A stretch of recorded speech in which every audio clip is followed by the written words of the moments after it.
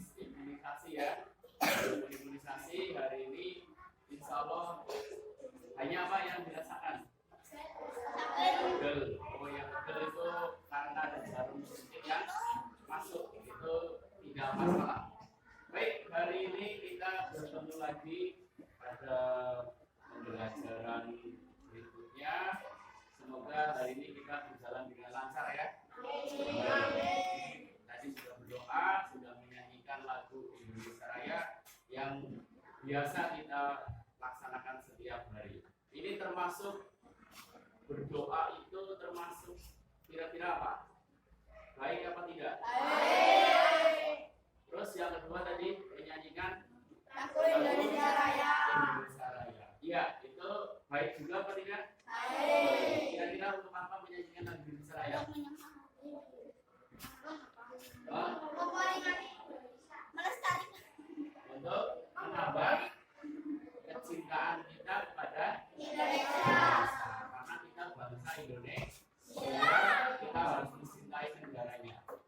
Ya, hari ini kita sebelum ke pembelajaran berikutnya, Pak Guru ingin membuat salah satunya adalah termasuk tadi contohnya itu berdoa sebelum pembelajaran. Itu hal baik.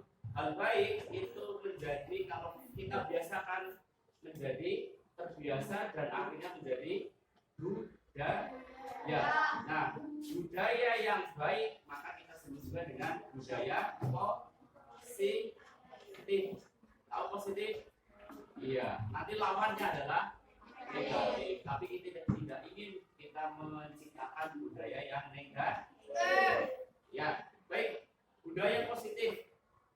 Tadi salah satunya berdoa, menyanyikan lagu Indonesia Raya. Kira-kira kalian tahu lagi yang positif kita di sekolah setiap hari laksanakan? Contohnya apa? Sesuatu yang baik yang biasa kita laksanakan di sekolah. Belajar dengan betul, belajar rajin, mengikuti dengan baik. Selain itu, mengikuti salah satunya mengikuti upacara bendera. Itu termasuk budaya positif sekolah kita yang dilaksanakan atau tidak? Dilaksanakan, insyaallah. Dan seterusnya kita akan melaksanakannya. Begitu ya. Terus contoh yang lain misalnya kalau kalian lihat di depan kelas atau di kelas kita kelasnya kotor, apa yang kalian lakukan? Menyapu. Menyapu apa harus tiket saja yang menyapu? Ya, yang lain menjaga, ikut menjaga kebersihan. Ya, itu salah satu contoh budaya positif di sekolah di SD kita ini. Yang lain masih banyak. Misalnya kalian kalau ke kamar mandi, ke WC, itu iya betul disiram. Oh iya, beberapa mungkin ada yang belum bisa kelas 1 ya. Kelas 1 sudah buang air kecil di WC, ternyata kelihatannya ada yang belum disiram. Ya. Nah, kalian kalau melihat seperti itu akan bagaimana?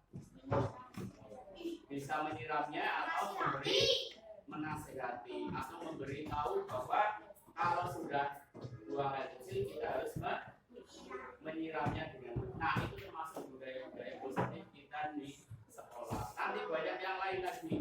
Kalian kalau ketemu orang tua, ketemu guru,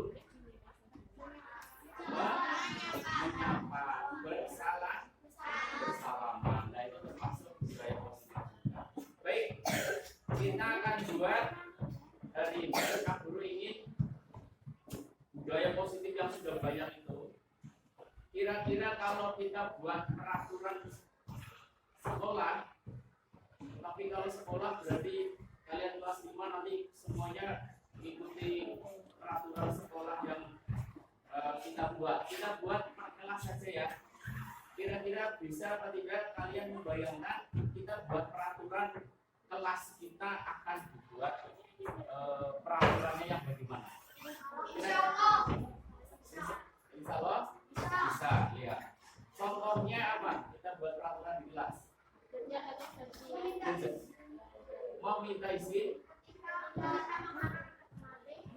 Meminta izin ketika meminta makanan ke teman.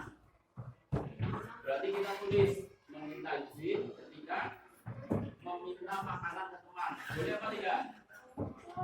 Boleh, tetapi kalau nanti temannya tidak memberi, kita memaksa? Tidak memaksa. Iya, kita tetap selalu positif. Baik, hari ini coba nanti Pak Guru akan pasang kertas itu. Pak Guru sudah membeli kertas. Nanti Pak Guru pasang. Tapi sebelum dipasang, Pak Guru punya kertas ini. Kita buat urutannya begini. Coba kita buat kelas kita supaya tadi tujuannya apa? Supaya salah satunya adalah nyaman. Terus apa lagi? Apa? Aman. Aman ternyata penting ya. Karena beberapa kejadian mungkin di kelas lain ada yang kelasnya tidak aman. Ada uang yang mungkin hilang, ya kita tidak menuduh siapa, tetapi yang mungkin siapa tahu hilangnya karena uangnya jatuh dan sebagainya. Tapi kelas kita ini buat kelas yang aman, nyaman, tentram, terus tidak gaduh, ya, gitu ya. Ya, baik. Coba nanti Pak Guru beri bukan tugas, tetapi kita buat sepakat bersama. Iya, sebelum kesepakatan, kalian nanti satu anak satu, tolong dibuat peraturan, kira-kira peraturan kelas apa yang baik untuk kelas ini supaya kelas ini menjadi lebih baik. Ya, boleh ditulis 1, 2, atau 3 atau berapapun kamu nulis, minimal 1 kalian nulis. Ya, 1 anak 1. Pak Guru punya kertas, nanti banyak datanya ini. Ini isinya 100, ada 100, berarti 200. Nanti Pak Guru kasih satu peraturan yang kalian inginkan, yang kita inginkan, ditulis dalam 1 kertas. Pak, saya minta lagi karena saya tidak ingin hanya 1 peraturannya. Kalau mau nulis 2, minta kertasnya kembali. Pak Guru kasih ini kalau masih banyak. Ya, berarti hari ini sebelum pembelajaran kalian siapkan saja ballpoint-nya. Ya. Ballpoint-nya disiapkan sekarang. Nanti Pak Guru kasih. Oh ya, ini karena sudah berkelompok ya, maka boleh kalian berdiskusi dengan teman yang lain. Diskusi, oh saya ingin kelasnya bersih, berarti setiap weekend harus membersihkan kelas ketika ada jadwal weekend. Terus itu tentang kebersihan, nanti ada yang lain. Yang apa di sini kita buat peraturan. Dan kita nanti setelah peraturan selesai, kita sepakati, dilaksanakan. Ya. Jelas? Nah, berarti tugasnya Pak Guru minta tolong ya peserta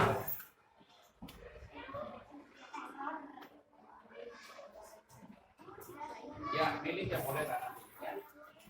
Coba dibagikan ke itu.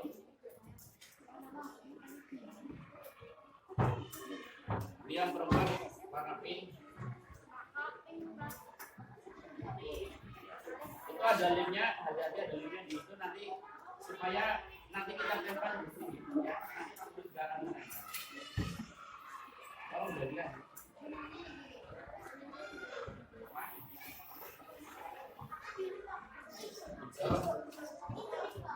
Nanti kita pasangnya seperti ini ya. Jadi namanya seperti ini, dari tulisnya ke sini. Karena linknya itu yang di atas kan. Linknya di atas ya.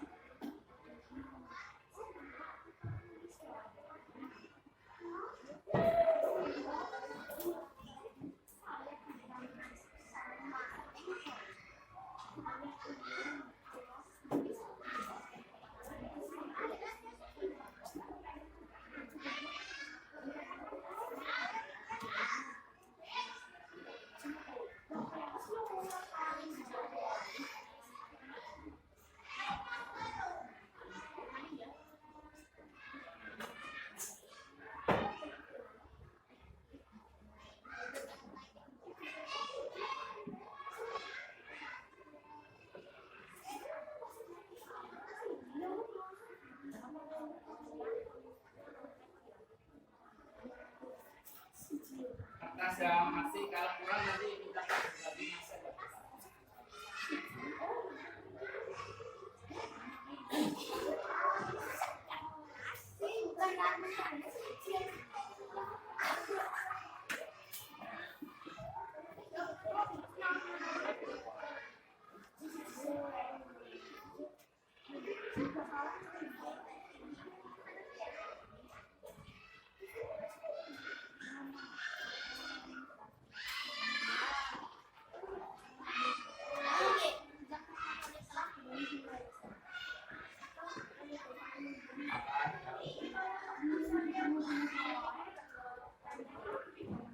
Nanti juga slip lah.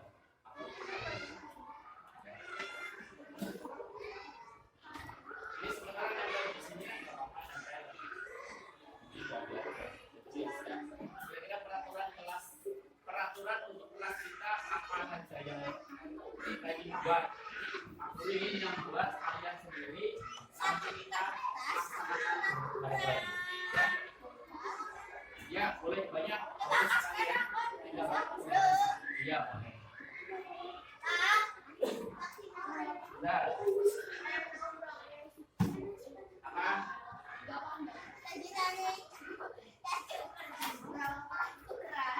Satu kertas satu saja. Nah, kalau pak saya ingin buat dua, ambil lagi. Insya Allah cukup dari aku punya. Dia belum besar, yang sini yang tengah dan besar. Ya.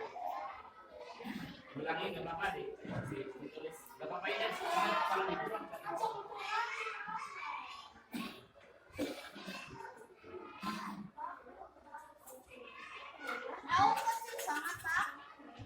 Tulisannya yang penting bisa terbaca ya.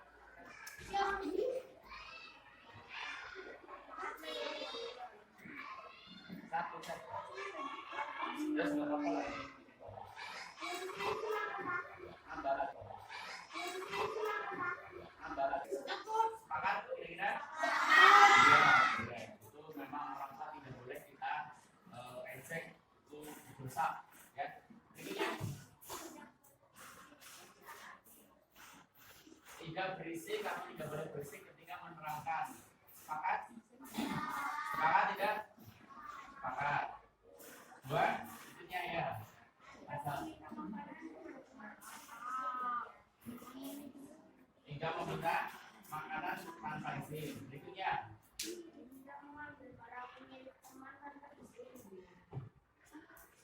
Tiga, mengambil barang milik teman. Iya, tidak boleh kita mengambil barang milik teman. Itu boleh ya? Nah, coba sekarang kita tandakan di sini. Dari atas, dari ini saja. Apa? Tidak apa-apa. Buat ini saja.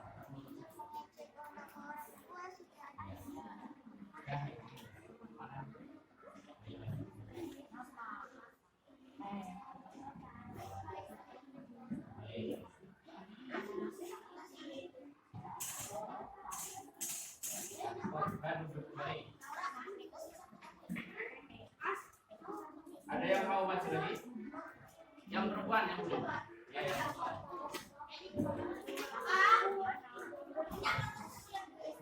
Ya nanti aja. Itu tulis bawahnya saja. Ya. Berikutnya.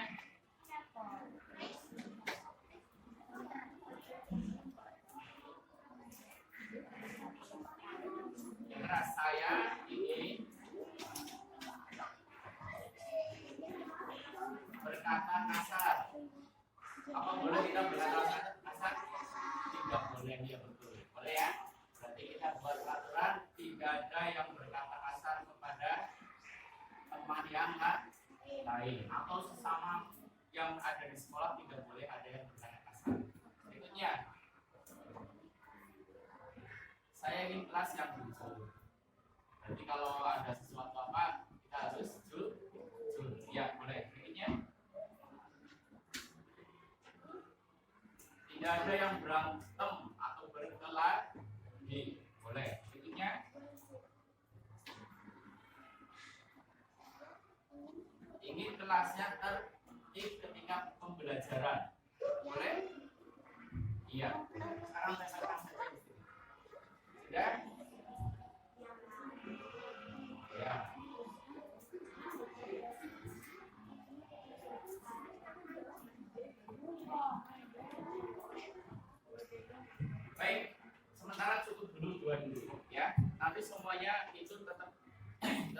ditempelkan di depan. Nah, berikutnya atau masih ada yang berbeda dengan itu? Sebutkan saja langsung. Ya, dari Kineta. Apa? Bacakan dia.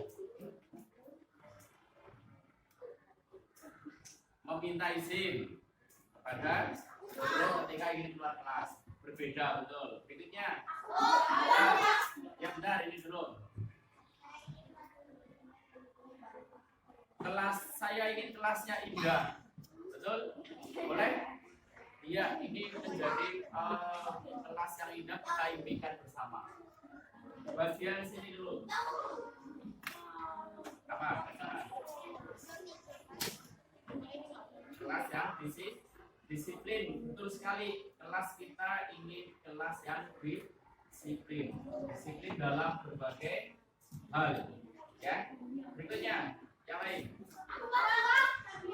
Apa? Kelas ini tidak anak-anaknya tidak nakal kepada teman yang lain. Boleh sudah. Sudah, yang lain dulu. Coba. Saya ingin tidak ada yang berlari-lari di dalam kelas. Tidak berlari di dalam kelas. Tidak berlari-lari di dalam kelas. Sepakat? Sepakat. Nah, ini kita sepakati bersama. Berarti tidak ada anak yang suka berlari-lari yang nanti merugikan diri sendiri dan anak yang lainnya. Ya, sebelah sini dua lagi.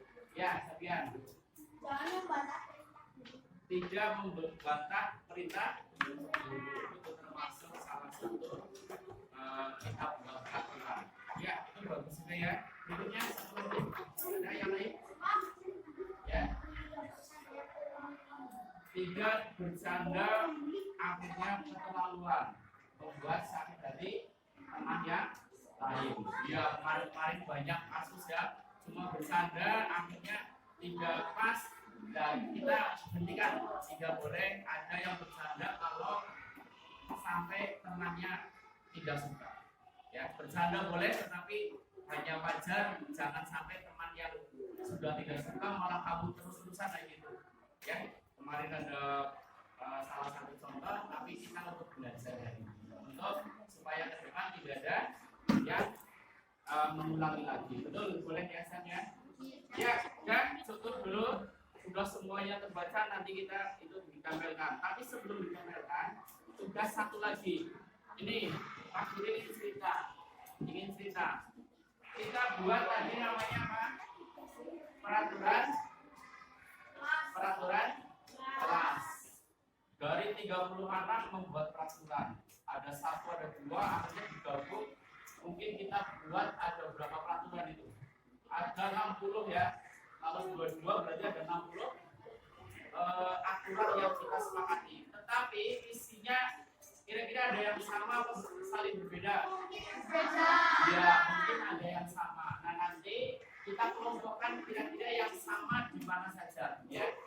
Nah, setelah ini kita buat, coba lihat di sini ada tulisan apa? Keyakinan kelas. Maksudnya seperti ini.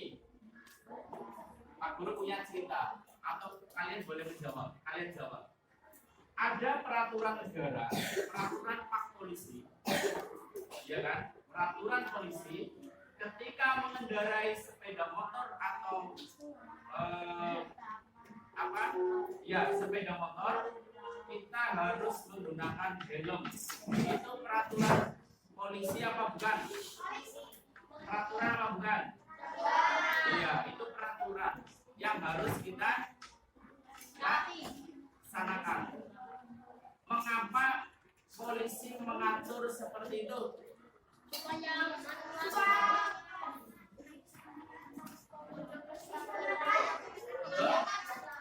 Keselamatan. Untuk Pak, saya menggunakan helm untuk karena dampak polisinya. Boleh? Alasan yang tepat ternyata adalah untuk keselamatan diri sendiri. Jadi kita menggunakan helm itu bukan untuk karena ada peraturan tujuannya, ya kan? Karena apa tadi alasannya? Untuk keselamatan diri. Maka ada polisi atau tidak ada polisi di jalan, kita kalau mengendarai sepeda motor akan menggunakan helm. Helmnya tetap digunakan. Nah, itu namanya. Jadi dari helm yang tadi diatur oleh Pak Polisi lalu lintas, tapi sekarang saya tidak hanya sekedar mematuhi peraturan, tapi saya yakin kalau saya menggunakan helm, apa? Saya akan aman atau minimal mengurangi resiko yang lebih bahaya, lebih bahaya. Contohnya kalau kita menggunakan helm, kita tidak ingin, tapi tiba-tiba ada kecelakaan jatuh. Nah, padahal bagian otak kalau tidak dilindungi sangat fatal akibatnya, ya. Maka itu disebut dengan kita yakin bahwa menggunakan helm bukan hanya sekedar peraturan, tetapi apa? Yakinnya apa kita? Iya betul. Kita ingin selamat. Nah, itu contoh, ya. Itu contoh keyakinan. Saya yakin kalau pakai helm yang dengan baik, saya jadi selamat. Saya yakin itu. Nah, sekarang satu kelompok bunyinya ditempelkan ke sana. Ya, sini dulu. Ya, ditulis di sini. Tapi sesuai kelompoknya, sesuai ini. Tadi yang ini apa?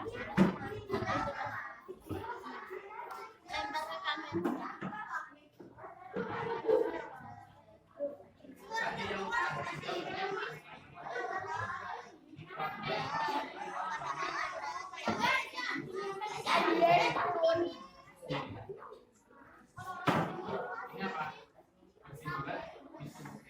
ini supaya ini bersih. Itu akan langsung sama ini. Nanti dulu. Ini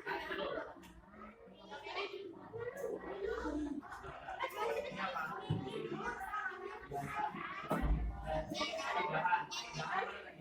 Belum ada. Belum ada.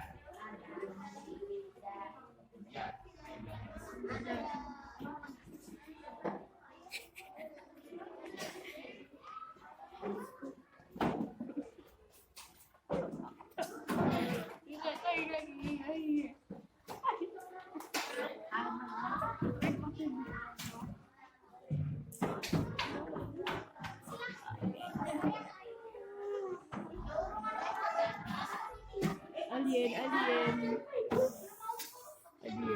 Alien.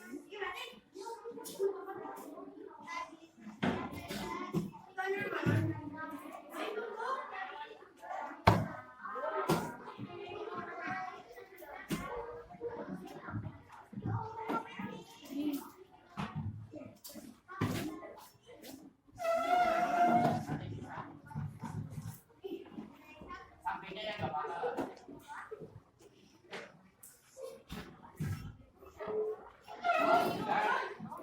Yang sudah dulu, yang sudah dulu. Ya, dulu.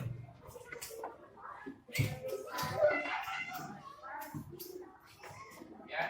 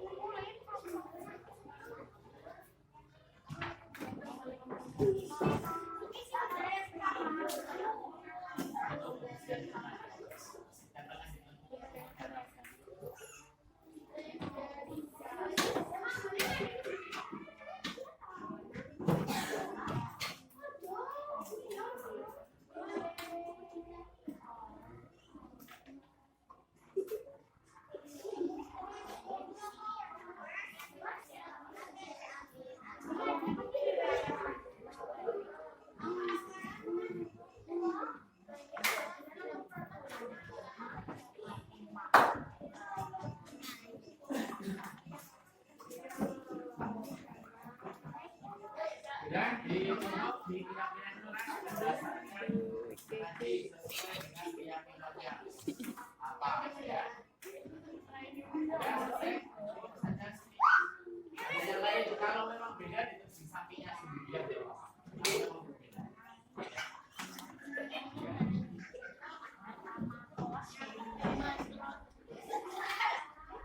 Kata kasar berarti termasuk mengejek dan sebagainya. Ya. Ya, belum.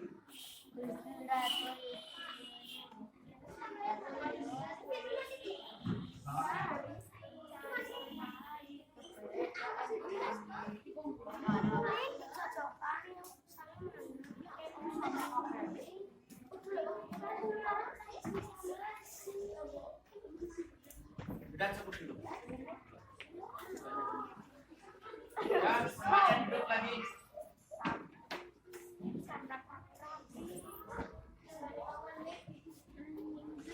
Baik, sebentar lagi yuk. Sebentar.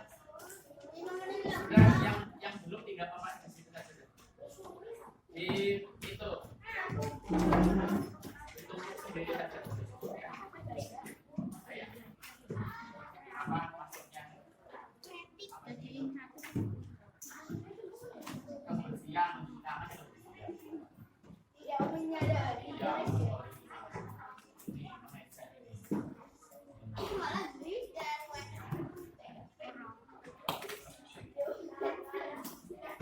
Sekarang coba aturan yang kalian sudah ya. Nah, sekarang wassalamualaikum warahmatullahi wabarakatuh. Ya, ini adalah masih sama. Contohnya apa? Tadi Pak Piket menjalankan dengan baik. Berarti Piket itu berbicara tentang apa?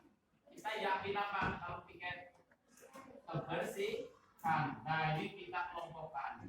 Nah, ini sudah dikelompokkan menurut kalian. Nanti kita sepakati lagi. Ini ada berapa kelompok? Berarti kita hitung 1, 2, 3, 4, 5, 10 ditambah. Ini apa yang terakhir? Tidak membuli teman. Betul? Berarti kita ingin kelas yang nyaman.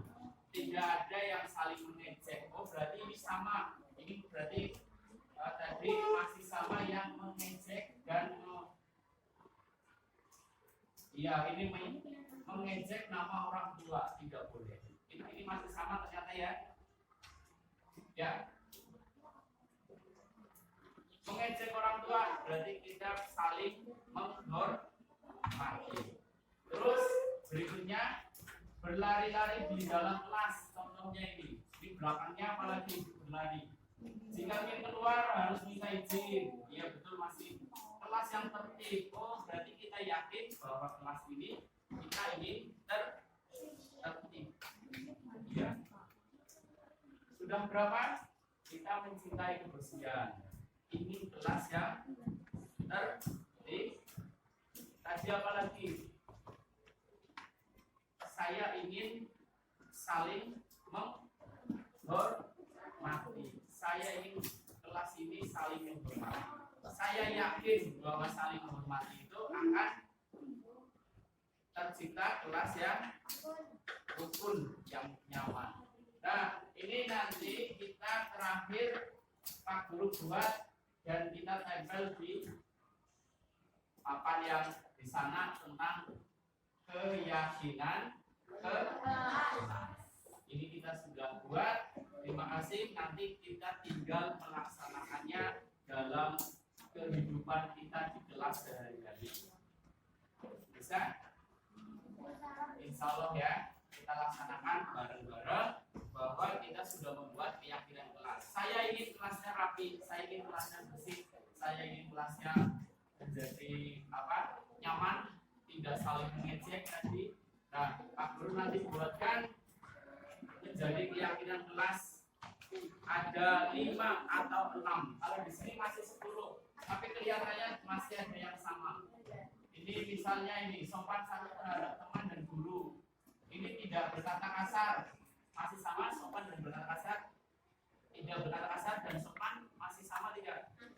Masih. Oh, berarti ini harusnya masuk ke sebelah sini, ya. Ya, ini masih baru. Baik, nanti Pak Guru akan perbaiki kelompoknya sesuai dengan nanti menjadi keyakinan kelas kita. Begitu ya? Kita sepakati? Sepakat. Berarti tadi kita membuat peraturan kelas, kita rubah menjadi keyakinan kelas. Nah, keyakinan kelas inilah yang kalian dan Pak Guru juga ingin melaksanakan. Kita laksanakan bersama-sama. Gitu ya. Mungkin sampai di sini tentang keyakinan kelas yang kita buat bersama. Pak Guru akhiri. Ya, selesai dulu. Maksudnya kata-katanya sedikit berbeda, tetapi warahmatullahi wabarakatuh. Waalaikumsalam warahmatullahi wabarakatuh. Alhamdulillahirabbil alamin. Wassalatu wassalamu ala sayyidil mursalin. Ibu Kepala SD Negeri 1 Purbalingga yang kami hormati, serta rekan-rekan guru, rekan sejawat saya di SD Negeri 1 Purbalingga yang berbahagia dan kami hormati pula. Marilah kita senantiasa memanjatkan rasa syukur kita kepada Allah Subhanahu wa Ta'ala atas berkat rahmat hidayahnya sehingga kita masih diberi kesempatan di siang hari ini, masih diberi nafas, masih menikmati hidup di dunia ini. Salawat serta salam kita sampaikan kepada junjungan kita Nabi Muhammad Sallallahu Alaihi Wasallam. Semoga nanti di yaumul mahsyar kita dapat syafaatnya. Amin ya rabbal alamin. Bapak Ibu yang kami hormati, Ibu Kepala Sekolah serta rekan-rekan guru sejawat kami, terima kasih atas kehadirannya. Undangan yang kami sampaikan bahwa hari ini saya sebagai calon guru penggerak, ini baru calon guru penggerak, ditugasi oleh fasilitator dan oleh materi yang ada di guru penggerak. Saya harus mendiseminasikan atau berbagi materi tentang yang salah satunya di materi guru penggerak tersebut, yaitu sesi berbagi aksi nyata budaya positif, membangun budaya positif di lingkungan sekolah.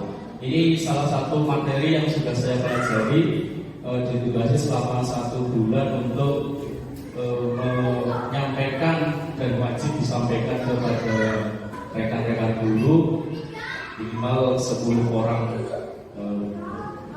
peserta. Baik, kami langsung saja ke materinya, yaitu aksi nyata budaya positif. Di sini yang materinya adalah budaya positif.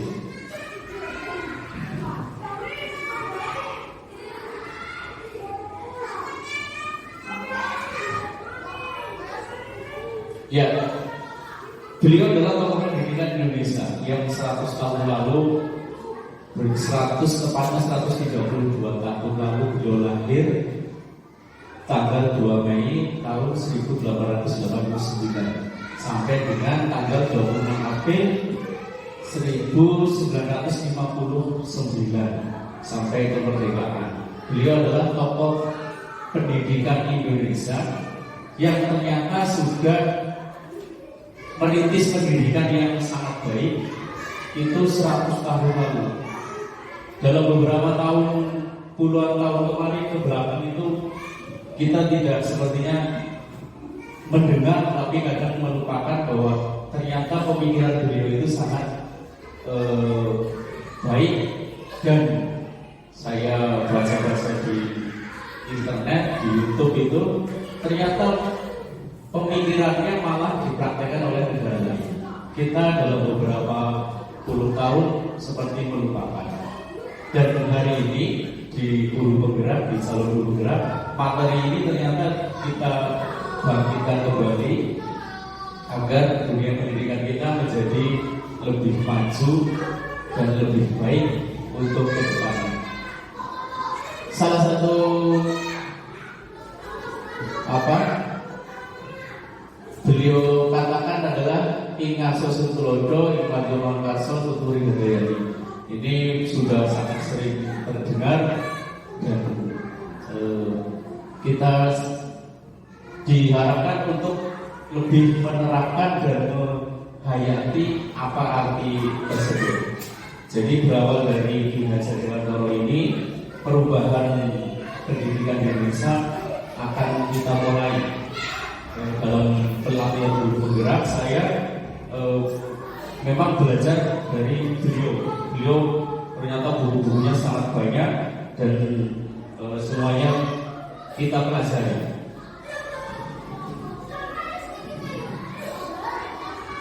Ya, salah satunya adalah filosofi Ki Hajar Dewantara, yaitu tujuan pendidikan menurut KHD Hajar Dewantara yaitu menuntut segala pekerjaan pada anak agar mereka dapat mencapai keselamatan dan kebahagiaan yang sejatinya, baik sebagai manusia maupun sebagai anggota masyarakat.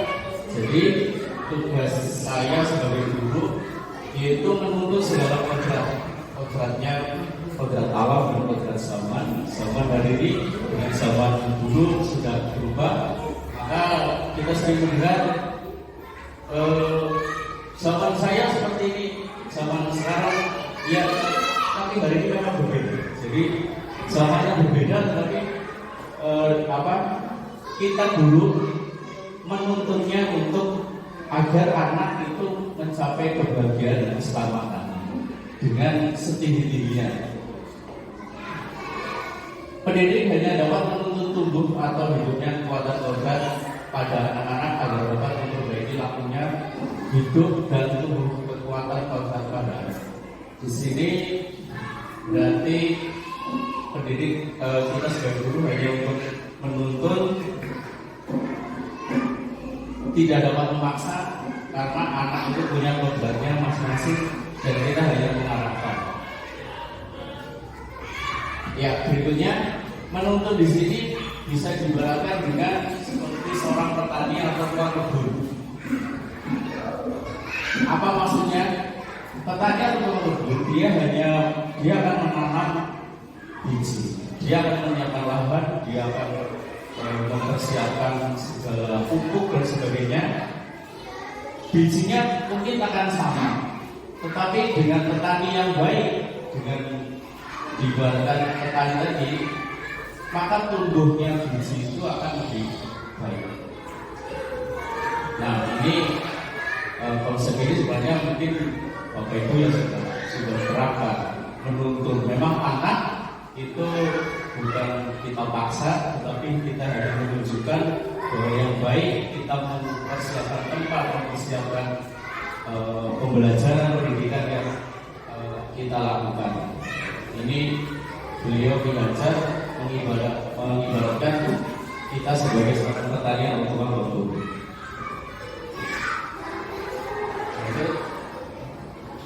Ya, Merdeka Belajar. Merdeka Belajar fokus pada atas kemerdekaan dalam penerapan materi esensial dan fleksibel sesuai dengan tingkat kebutuhan dan karakteristik dari peserta didik.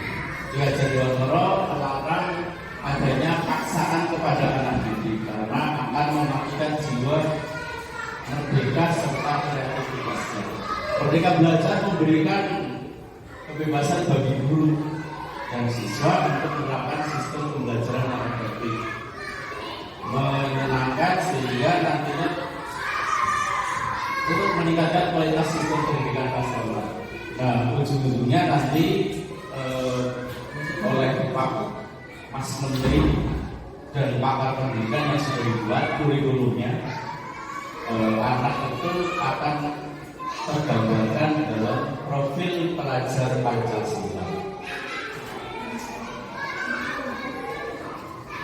Baik, selanjutnya ini ada pertanyaan sedikit hanya sebagai pemantik. Apakah Anda setuju dengan pernyataan ini? Hukuman dapat mendisiplinkan anak.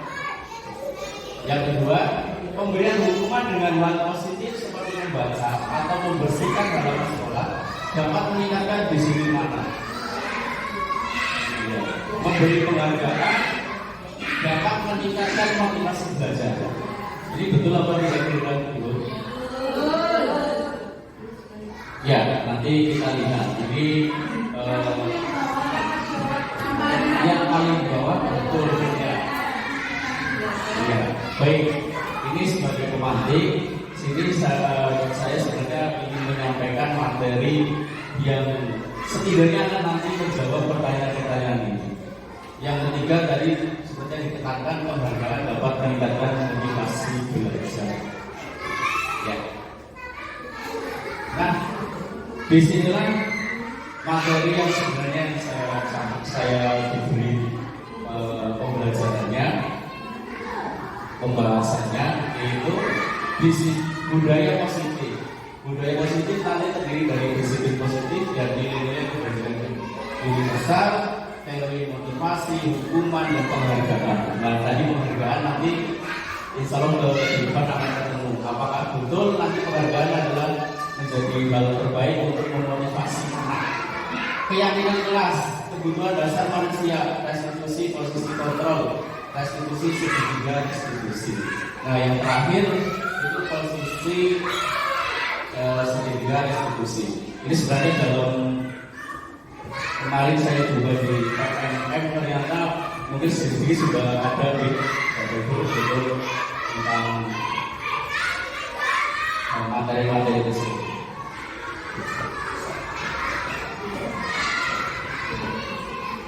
Kita lanjutkan. Tadi budaya positif isinya tentang itu semua. Berikutnya adalah, nah ini berawal dari segi perubahan paradigma teori kontrol, ilusi kontrol. Ilusi guru mengontrol murid. Jadi ilusi ini berarti artinya bayangan ya, benar atau tidak itu ilusi. Ilusi bahwa kritik dan membuat orang merasa bersalah dapat melemahkan karakter. Jadi nanti di sini ini tentang kedisiplinan anak, misalnya contohnya kita membuat anak merasa bersalah, itu apakah bisa karakternya terbentuk atau tidak? Tapi di sini terbantah karena itu berbunyi ilusi. Ilusi itu berarti sebenarnya salah berarti. Jadi kalau kritik kepada terutama karena kita bicara anak didik, berarti di sini ya salah. Ilusi bahwa semua penguatan positif efektif dan bermanfaat. Penguatan juga dikatakan ilusi. Ilusi bahwa orang dewasa memiliki hak untuk memaksa. Kita kan sebagai guru kadang punya hak untuk memaksa anak disiplin, anak teratur, anak nurut, manut. Itu paradigma teori kontrol seperti itu. Kita mengontrol orang lain dengan dasar pemikiran bahwa orang dewasa memiliki hak untuk memaksa. Jadi ternyata paradigma yang seperti itu disalahkan. Berikutnya, nah ini ilusi keterangan tadi. Nah, perubahan paradigma stimulus respon teori kontrol. Jadi Bapak Ibu, saya ingin mengajak setidaknya memahami dulu tentang ini perubahan paradigma tentang stimulus respon dan teori kontrol. Maksudnya apa? Siapa sesungguhnya yang memiliki kontrol? Di sini anak berbuat sesuatu itu apakah dia karena kehendaknya sendiri atau karena kita paksa atau karena guru yang memaksa? Mungkin sedikit permainan ini Bapak Ibu, Bu Etik atau Bu Dani ya. Coba saya hanya ingin mengucapkan ini. Tangannya di kepala dulu, mengepal. Bu Etik, Bu Dani, jari satu terbuka, 2 terbuka, 3 terbuka, 4 terbuka semuanya. Ya, seperti itu. Ini maksudnya apa? Dalam teori ini kontrol bahwa Budani tadi membuka itu ya, itu membuka. Saya tanya apakah membuka itu karena siapa? karena disuruh. Nah, dalam teori kontrol seperti ini sebenarnya bukan karena saya menyuruh, tetapi karena Anda mau. Pilihannya ada dua, karena memang Anda mau membukanya. Ketika disuruh Anda bisa saja menutup saja, tidak apa-apa. Dan itu namanya sebenarnya adalah kontrol dirinya sendiri yang bisa mengontrol. Jadi walaupun saya membuka, saya nurut, nanti kita analogikan ke siswa, kita turunkan ke siswa juga seperti itu sebenarnya. Dalam teori ini ternyata siswa walaupun nurut kita ucapkan nurut, itu sebenarnya bukan nurut karena kita yang mengambil itu. Dia nurut pilihan dia hanya ya udah saya terpaksa nurut saja loh. Tapi dia punya keputusan ingin menuruti. Dia biasa saja tidak ingin menuruti. Nah itu maksudnya dia yang bisa mengontrol dirinya adalah dirinya sendiri, bukan orang lain. Nah di sini yang kita pakai nantinya adalah teori kontrol tersebut. Stimulus respon, yaitu kita mencoba mengubah orang agar berpandangan sama dengan kita. Iya, tetapi kita berusaha, yang kontrol itu kita berusaha memahami pandangan orang lain tentang dunia. Ya tadi maksudnya anak kalau melaksanakan sesuatu itu sebenarnya bukan karena gurunya sebenarnya. Dia punya pilihan sendiri, ikut gurunya.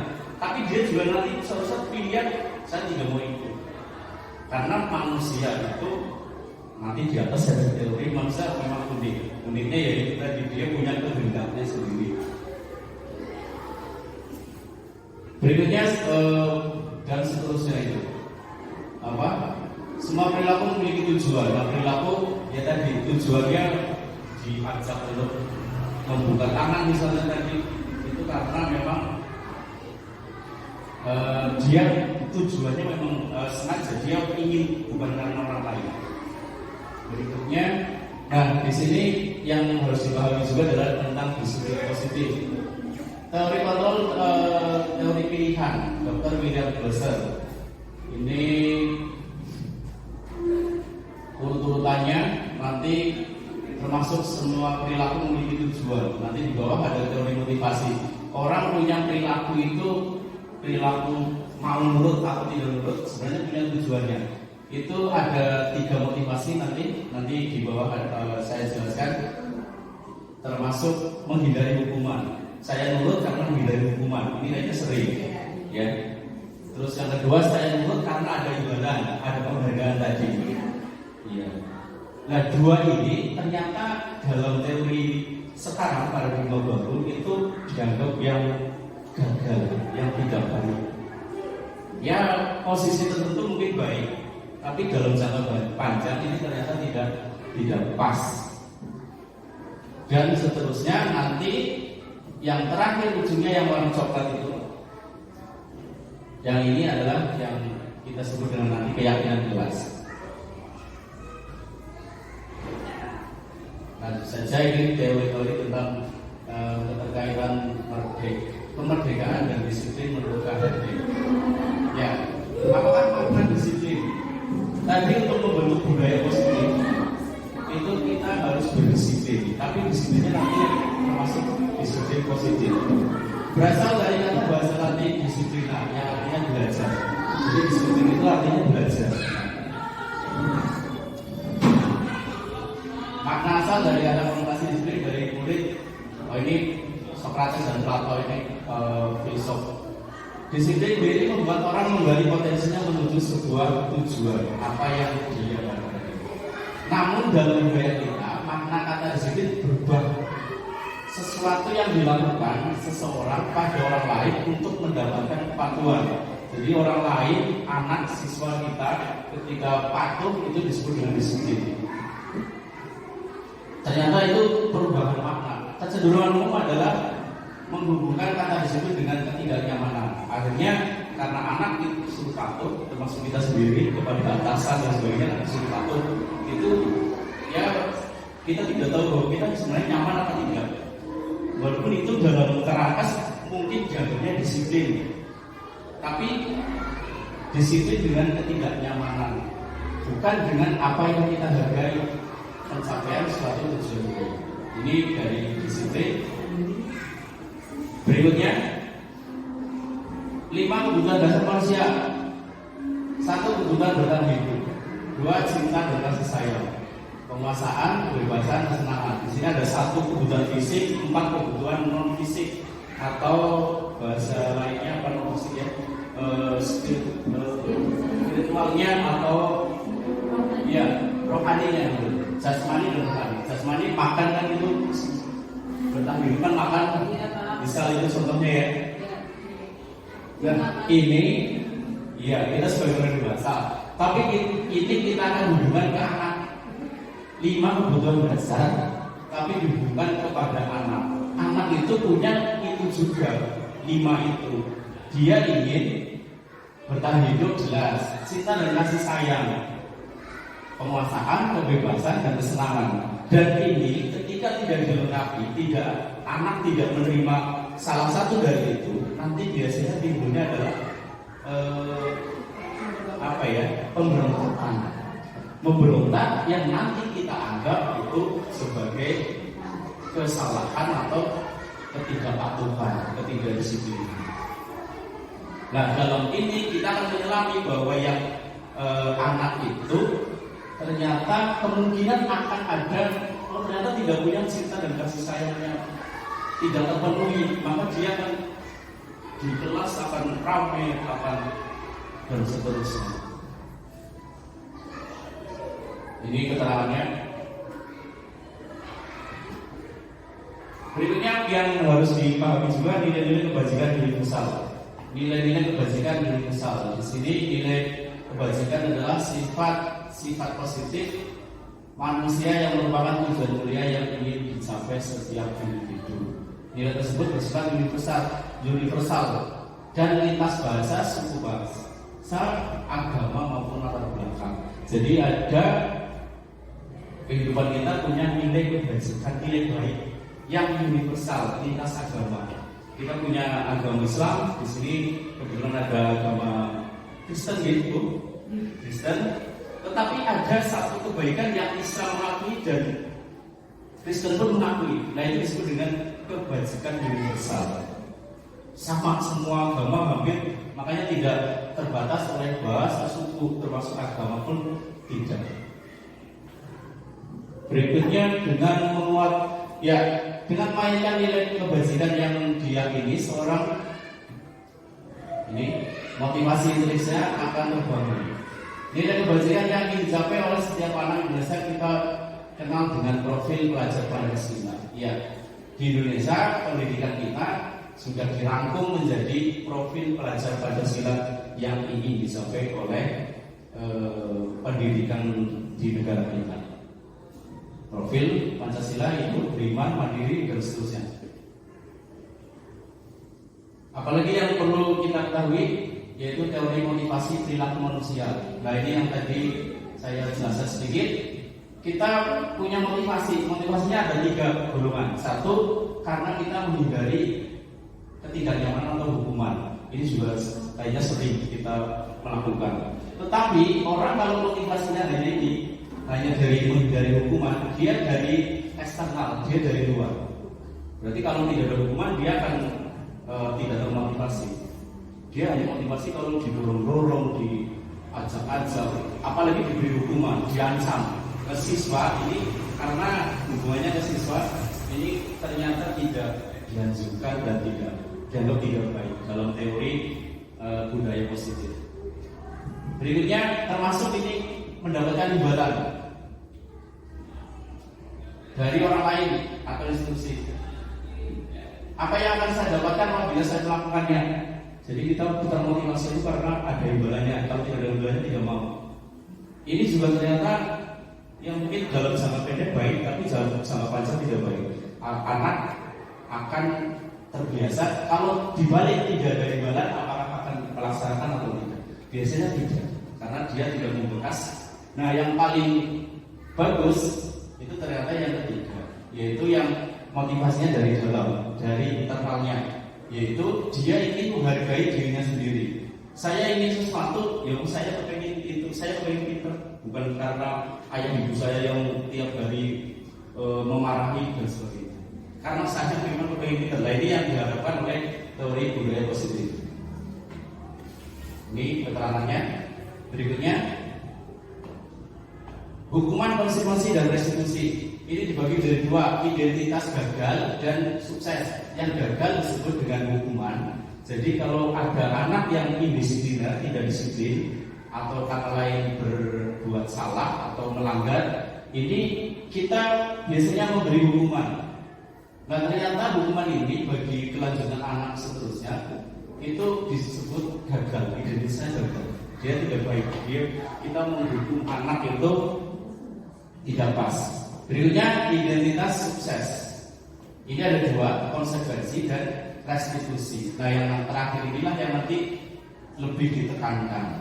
Ternyata semakin tekanan ini semakin bagus. Ini yang gagal, ini yang positif, yang sukses. Konsekuensi yaitu sesuatu yang harus terjadi. Anak berbuat apa ya? Konsekuensinya ini, konsekuensinya ini. Kita sering, mungkin ini sudah pernah kita laksanakan juga. Anak tidak berangkat sekolah, ya nanti konsekuensinya materinya ketinggalan. Ini ya masih dapat sukses, masih. Tetapi ada yang berikutnya, ketika ada anak tidak disiplin atau tidak mematuhi, ini adalah disebut dengan restitusi. Restitusi itu merupakan pilihan, menguatkan untuk murid atau anak dalam jangka waktu panjang. Ini akhirnya dalam jangka panjang akan menjadi positif.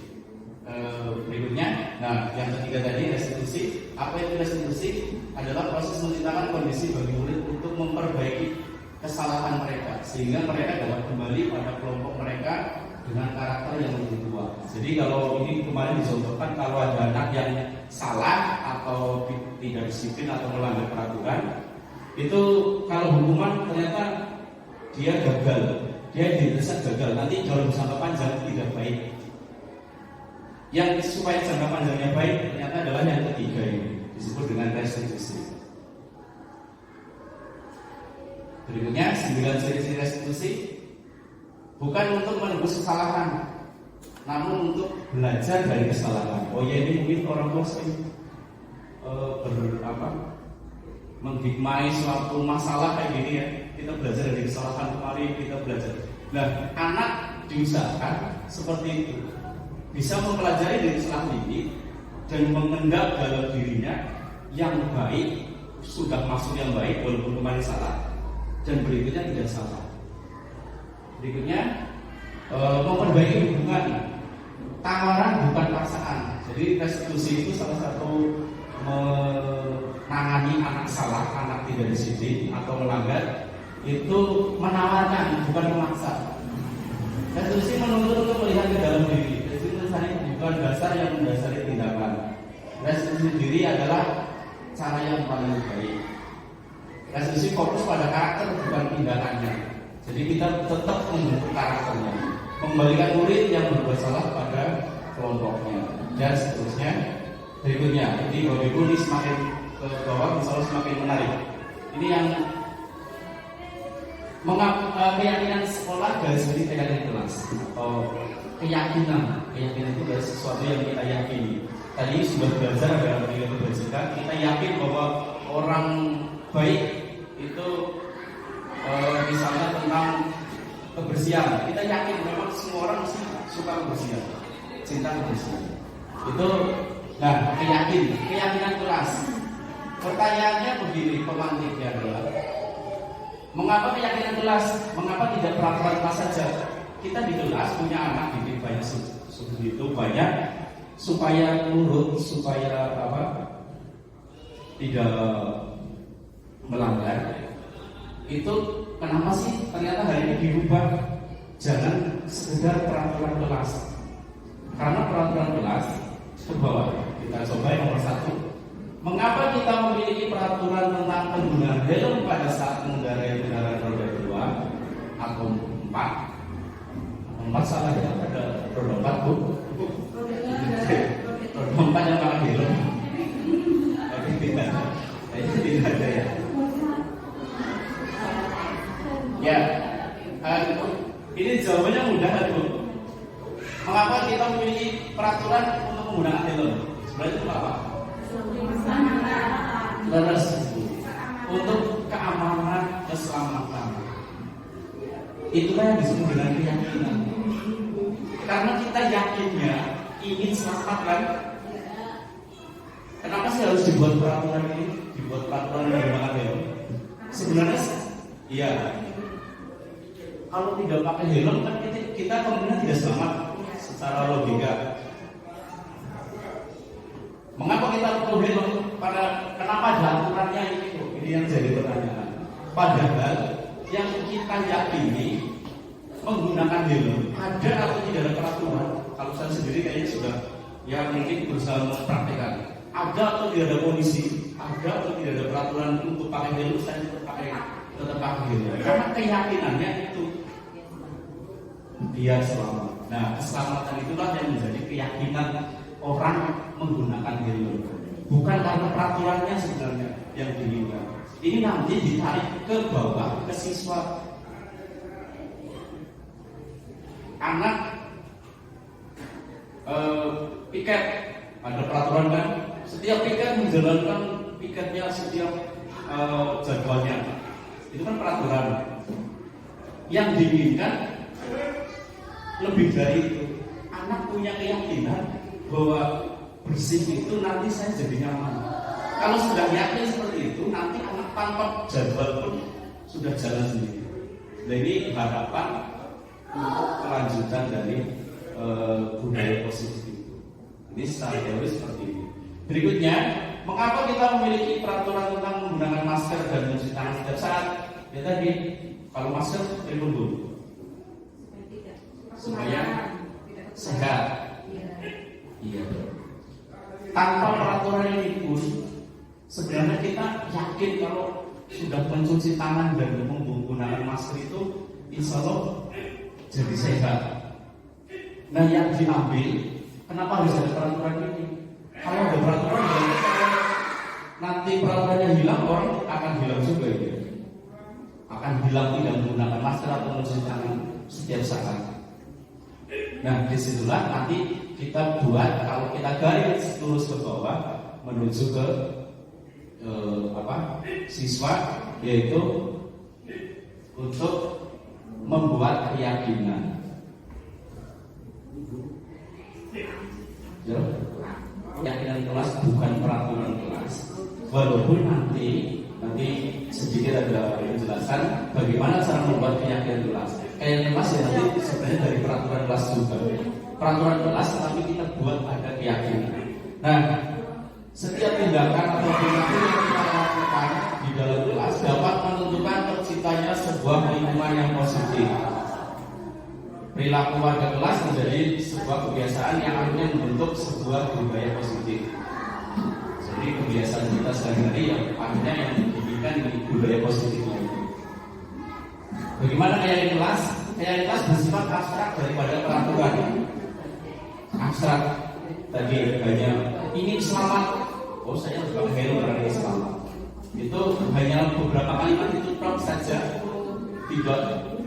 Semua pengendara harus menggunakan helm baik roda 3 maupun roda 2. Tapi hanya yakin satu saja itu keyakinan bahwa saya ingin selamat, bahwa saya ingin selamat, maka dia tanpa aturan apapun dia akan menggunakan helm.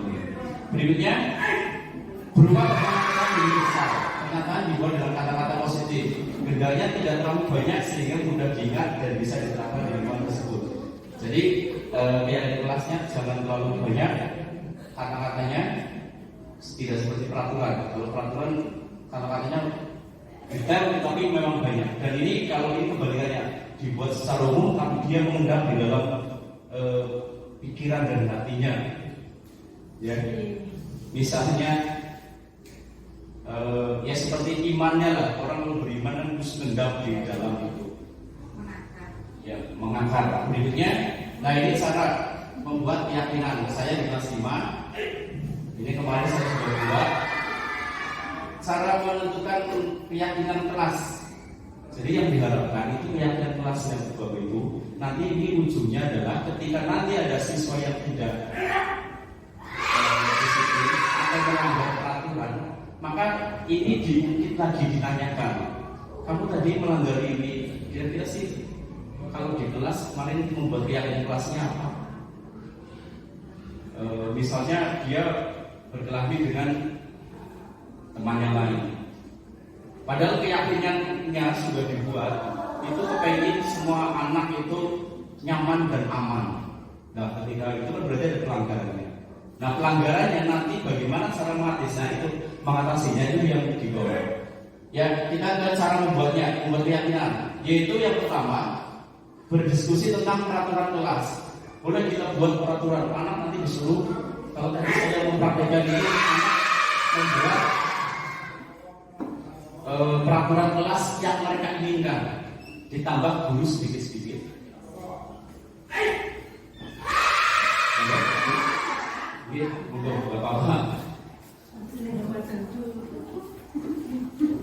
Jadi peraturan-peraturan apa saja yang diinginkan di kelas, yang berawal berasal dari siswanya. Mungkin ini memang agak sulit kalau di kelas rendah, kelas 1, 2, SD saja itu nanti.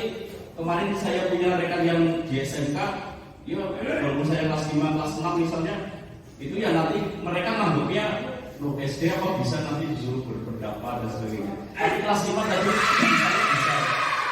Mereka punya bayangan ternyata kepingin peraturannya semuanya ideal. Pak, saya kepingin rasanya bersih. Prakteknya mungkin yang belum bersih. Pak, saya ingin kelasnya aman, tidak ada anak mengejek. Tadi ada 60 sampai 70 sudah ditulis ditempelkan di papan tempel di kertas yang ditempel itu. Satu, tadi berdiskusi tentang peraturan kelas. Ini cara membuat keyakinan kelas nanti.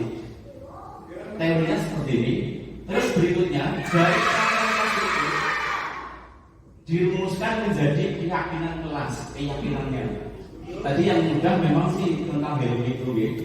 Kalau helm memang peraturannya harus pakai helm, tetapi tujuannya apa sih? Untuk selamat. Nah, saya ambil selamatnya saja.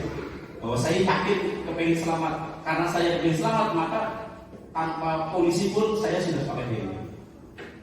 Di kelas, saya yakin bersih itu enak, nyaman. Siswa kalau sudah punya keyakinan seperti itu, dia sudah tanpa piket pun, tadi sudah saya katakan, tanpa ada piket pun anak sudah jalan sendiri dan tidak usah perlu ada peraturan. Keyakinan kelas. Nanti setelah jadi, ini caranya adalah karena tadi misalnya ada 60 dari 30 anak, ada 60 peraturan yang dibuat. Ternyata ada beberapa yang memang sama. Pak, saya ini kelasnya bersih, saya ini kelasnya nyaman, saya tidak ada anak yang mengejek ke orang lain atau ayah ibunya untuk bahan ejekan. Ini biasanya anak SD yang sering kejadian seperti itu. Akhirnya digabung-gabung. Nah, coba dirumuskan di sini. Termasuk disiplin. Biasanya disiplin juga sering menjadi ini. Contohnya disiplin menyerahkan tugas, disiplin berangkat sekolah, disiplin mengerjakan soal-soal yang dari guru. Saya tadi ada yang itu. Contohnya adalah saya ingin menyelesaikan tugas dari bapak guru. Oh, berarti di sini sebenarnya keyakinannya dia ingin disiplin, dia ingin rapi, disiplin tentang dia belajar. Nah, yang diharapkan ujungnya memang di sini keyakinan kelas ini. Jadi dari peraturan, memang tetap ada peraturan, tetapi peraturan ini kita simpulkan menjadi keyakinan kelas. Setelah itu keyakinannya kita tempel nanti di papan yang di depan, di tembok atau di mana kita buat. Buatnya tidak usah terlalu banyak. Kemarin kalau tidak salah ya 5 atau 6 atau jangan terlalu banyak karena supaya mereka juga mengingat terus. Berikutnya, nah ini dari peraturan kelas nanti dibuat keyakinan kelas. Dari keyakinan kelas sudah yakin semua anak tadi misalnya ingin selamat, ingin disiplin, ingin bersih dan sebagainya, dia menjadi lingkungannya menjadi positif. Lingkungan yang positif semuanya akan menjadi budaya sekolah yang positif. Nah, budaya positif adalah budaya itu kebiasaan positif itu yang baik-baik. Berarti kebiasaan yang baik. Nah, sekolah nanti diharapkan yang seperti ini, yang budaya positif. Berikutnya, ini salah satu contoh kemarin dicontohkan seperti ini. Kesepakatan kelas kami kesalahan kelas atau keyakinan ini ya. Yang mana yang merupakan keyakinan kelas? Mengapa? Kami guru dan murid yang saling menyayangi. Kalau saling menyayangi kan berarti nanti implementasinya banyak. Anak tidak pernah saling mengejar, tidak bertengkar karena dia punya keyakinan saya harus saling menyayangi. Dan seterusnya.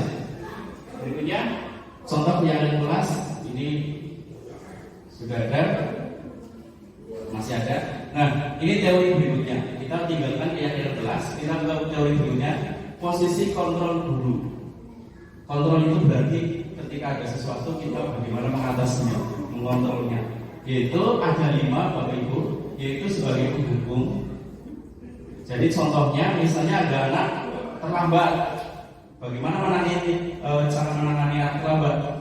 Kita kan seringnya mungkin Bapak Ibu bisa nih, ini satu pendukung, pembuat merasa bersalah sebagai teman, pemantau, yang terakhir sebagai manajer. Kira-kira Bapak Ibu seringnya di bagian mana? Penghukum. Enggak Pak, saya penghukumnya. Saya pernah menanyakan, saya sering jadi penghukum, tetapi penghukum yang positif. Maksudnya kalau penghukum zaman dulu kan kalau terlambat lari-lari terus satu berdiri di depan bendera dan sebagainya itu kan. Tapi saya tanyakan, bagaimana kalau saya penghukum tapi bentuknya positif? Misalnya anak itu menghafal surat Al-Quran supaya hafal, itu kan dihukum, tetapi dia positif jadi dianggapnya akan lebih berkembang. Ternyata itu juga bagian tetap kategorinya masih menghukum. Jadi walaupun hukumannya baik, anggapannya baik, itu tetap penghukum. Yang berikutnya, membuat orang merasa bersalah. Ini tadi nanti kalau ada anak yang tadi terlambat, dia akan oleh guru biasanya ini suaranya lebih lembut, guru lembut. Kalau kamu lambat, kan Pak Guru jadi malu. Pak Guru sebagai wali kelas merasa karena kamu jadi dianggap kelas kita yang tidak baik. Anak nanti merasa bersalah. Nah ini pembuat merasa bersalah. Ini setiap kasus kalau dibuat anak merasa bersalah, sampai 2 ini nanti disebut masih gagal atau masih tidak bagus. Yang ketiga, sebagai teman, ini kayaknya sering kita sebagai guru kadang menjadi di sampingnya anak-anak sebagai teman. Posisi ini tidak akan menyakiti murid, namun akan tetap mengontrol murid melalui persuasi. Anak akan merasa sebagai teman, anak itu akan dalam jangka pendek dia akan menurut, dia akan manut, dia akan senang. Tapi dalam jangka panjang nanti dia akan menyepelekan dirinya, karena kita sebagai teman memposisikan sebagai teman. Berikutnya sebagai pemantau, yang artinya mengawasi dan bertanggung jawab atas perilaku orang-orang yang kita awasi. Berikutnya manajer, ini posisi yang terakhir. Manajer anak diajak untuk menemukan solusi dan bertanggung jawab perilakunya dengan menanyakan keyakinan kelas. Keyakinan tadi yang nanti diungkit ditanyakan berikutnya. Nah di sini Bapak Ibu menjadi ini ketika ada anak tidak disiplin tadi itu ada 5 cara mengatasinya. 1 penghukum, membuat orang bersalah, teman, pemantau, dan manajer. Ternyata yang 2 ini tadi yang menghukum dan membuat merasa salah itu identitas gagal, dia tidak bagus. Jadi kalau kita karena ciri-cirinya ini banyak sekali.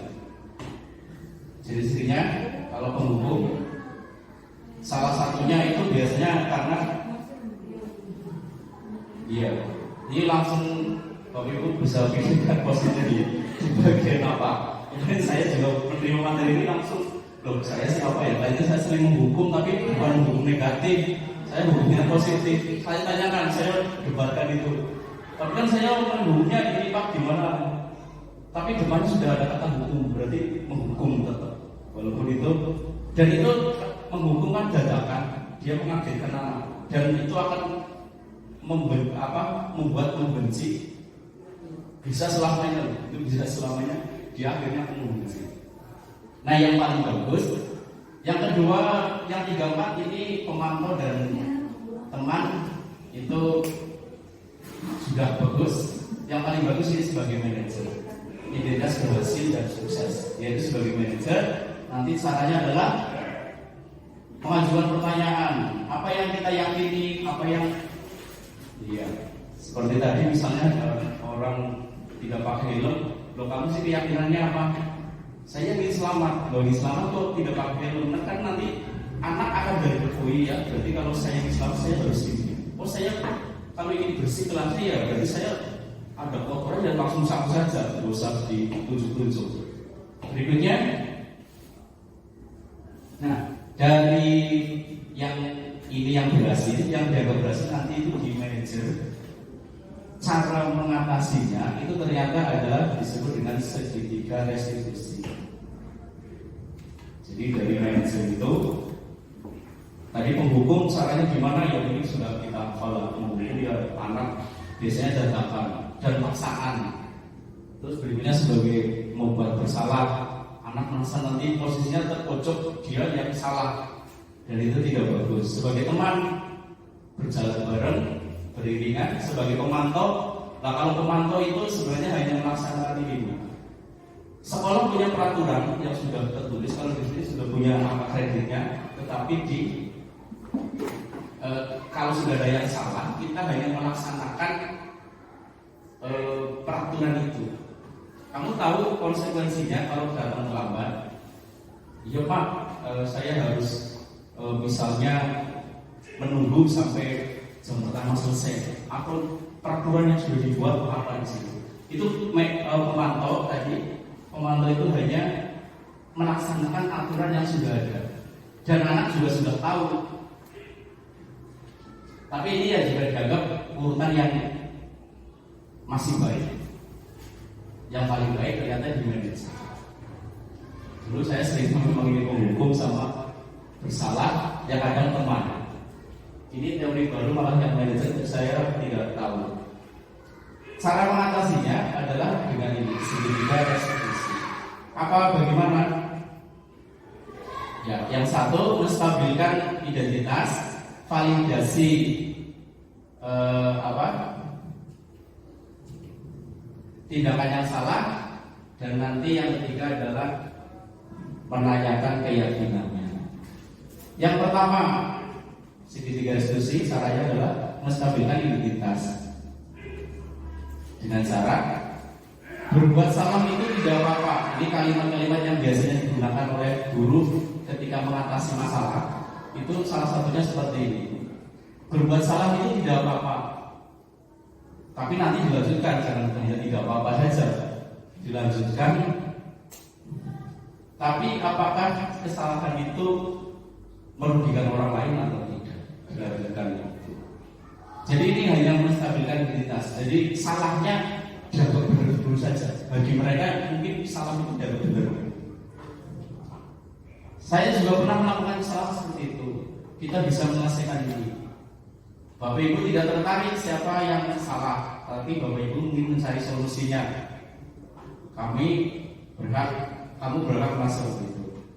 Dan kamu apakah kamu sedang menjadi teman yang baik buat dirimu sendiri? Ini kalimat-kalimat yang biasanya digunakan ketika mengatasi agar anak tidak disiplin atau melanggar peraturan. Cara pertama adalah seperti ini.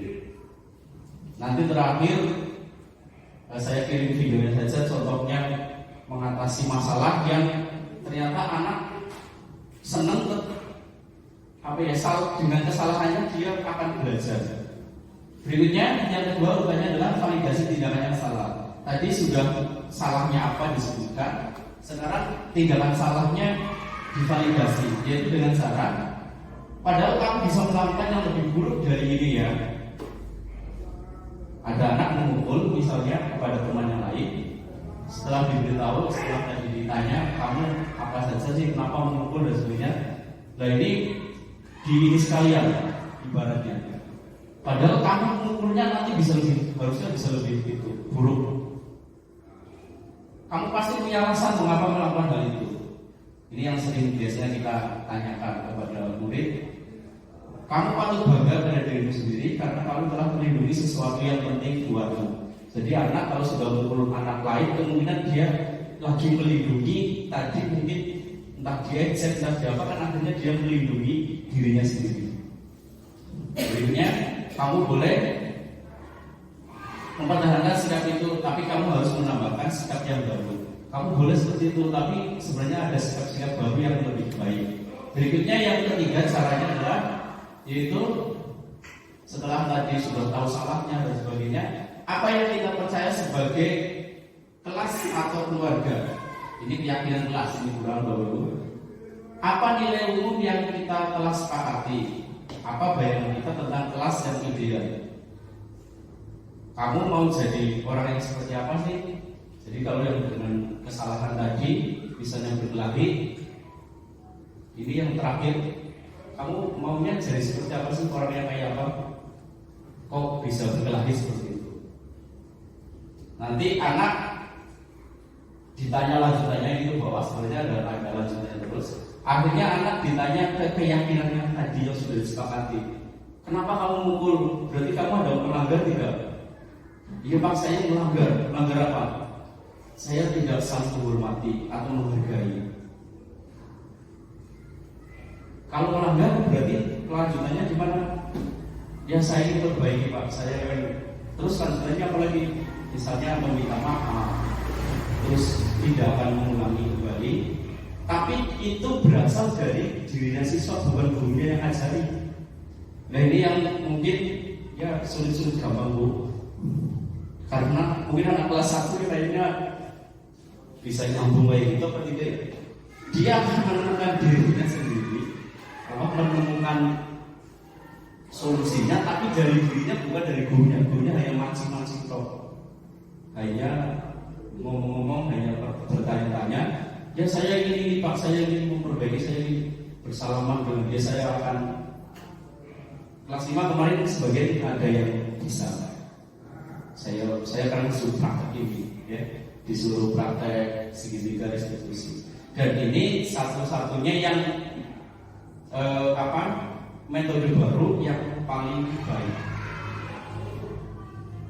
Alhamdulillah. Terima kasih Bapak Ibu. Mungkin itu yang dapat kami sampaikan tentang materi, berbagi kebaikan materi tentang budaya positif.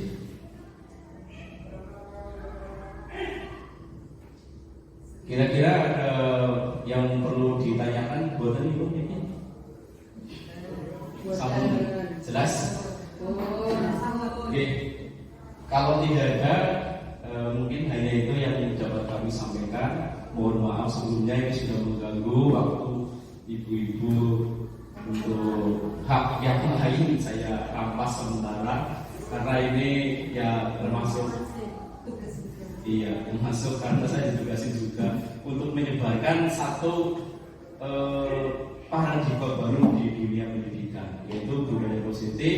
Tapi tentang kesimpulannya adalah tentang bagaimana membentuk budaya positif, kebiasaan yang baik di sekolah dengan misalnya banyaknya indisipliner, disiplin yang tidak baik, tapi bagaimana cara kita menyelesaikan hal-hal tersebut. Kalau tidak ada, saya akhiri saja. Terima kasih. Wassalamualaikum warahmatullahi wabarakatuh.